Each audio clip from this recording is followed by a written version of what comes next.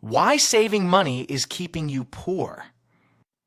Most people think saving money is the smart thing to do.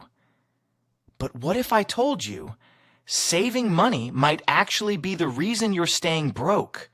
Why saving money is keeping you poor. Most people think saving money is the smart thing to do. But what if I told you saving money might actually be the reason you're staying broke?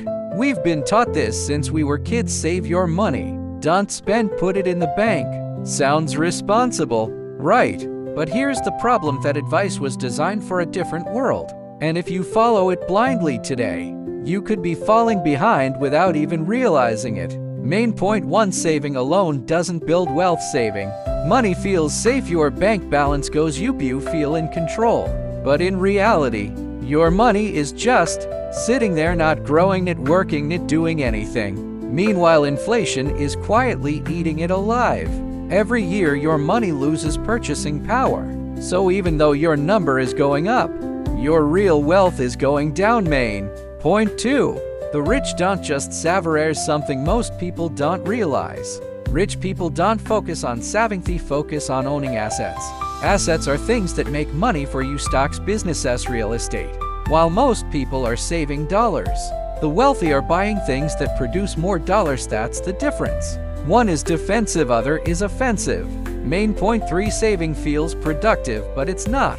Enough saving gives you a sense of progress, but it's a false sense of progress. It's like going to the gym, but only stretching. You feel like you're doing something, but nothing is actually changing. Real financial growth requires risk, and strategy, not just discipline. Main point 4: the real role of saving. No, don't get me wrong, saving money is important, but not for the reason you think. Saving is not how you get rich. Saving is how you build an emergency fund, create stability by time. That's it. Saving is the foundation, but investing is the engine.